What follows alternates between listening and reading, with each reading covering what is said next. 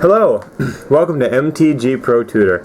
I'm Sean Pennard, your host, and today we're going to open this M15 booster pack and evaluate the cards inside.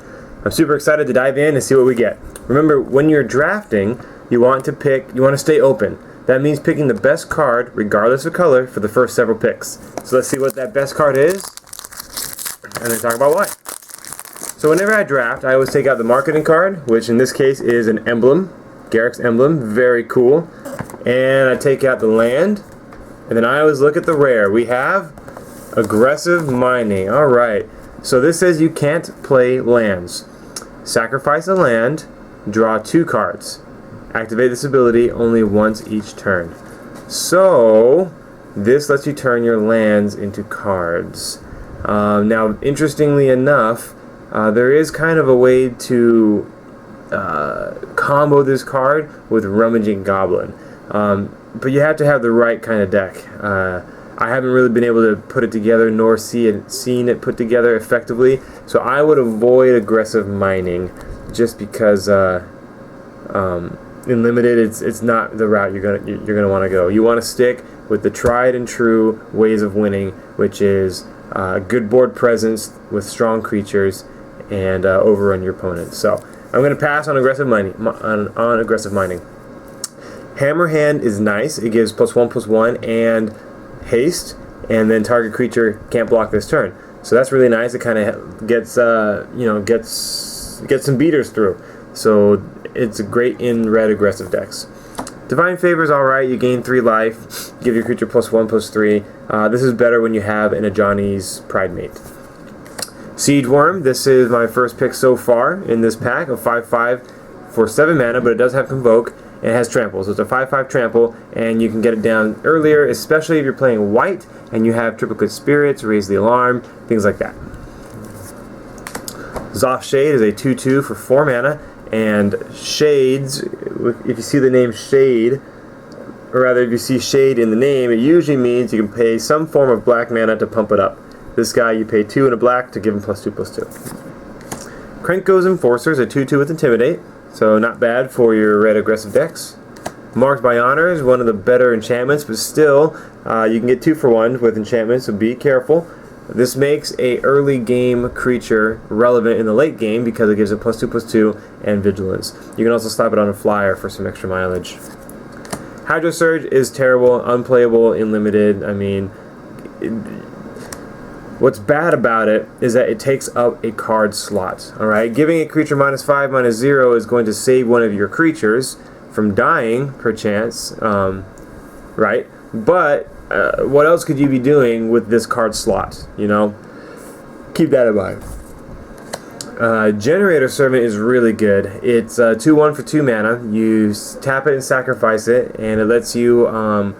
It gives you 2 mana into your mana pool, and then if you use that 2 mana to cast a creature, that creature gains haste. So the last time I actually drafted a blue-red deck, and I was able to use Generator Servant to get down Master of Predicaments early, give it haste, and then when it hit my opponent, I was able to sneak in a Stormtide Leviathan. So that was really cool. So little things like that can help set you up. So again, so Master Predicaments cost 5. I was able to, with 3 mana and Generator Servant, get in Master of Predicaments, and then sneak in Stormtide Leviathan. So that was amazing. With 3 mana on the board, I got Stormtide Leviathan. Sanctified Charge is a great white combat trick. It's amazing. It gives all your creatures +2/+1, and if they're white, they also gain first strike. So watch out. If you are playing against someone who's playing white and they have 5 mana open, keep this in the back of your mind. Willforged Golem is a 4/4 for 6 mana, but it does have Convoke, so you can make that cheaper. Here's our first uncommon, Feast on the Fallen. At the beginning of each upkeep, if an opponent lost life last turn, put a +1/+1 counter on target creature you control. So if your opponent lost 1 life, one of your creatures gets bigger. And not that great. I mean, again, this takes up a card spot, and there's a lot of setup costs. You have to have 3 mana to play it, and then you have to be hurting your opponent, and then you have to have a creature in play. So there's a lot going on here. Not a big fan. Alright, Nightfire Giant is the bomb. Like this, he's not a bomb. Excuse me. He's a beatdown.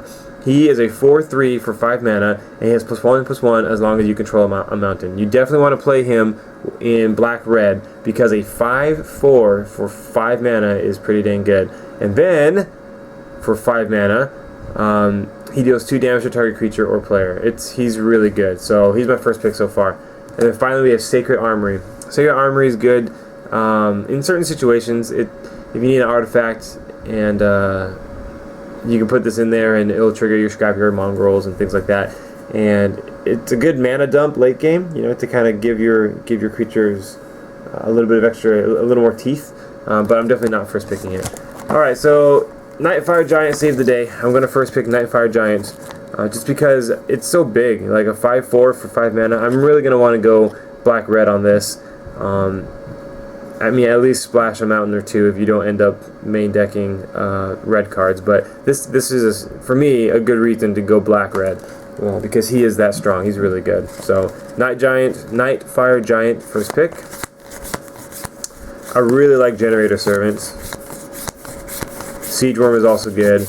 Probably Nightfire Giant, Siege Worm, Generator Servant. Those would be my picks here. Let's pull them out. Nightfire Giant, Siege Worm, and Generator Servants. So there you have it. What do you think? You saw the cards as we went through them, so let me know what you think.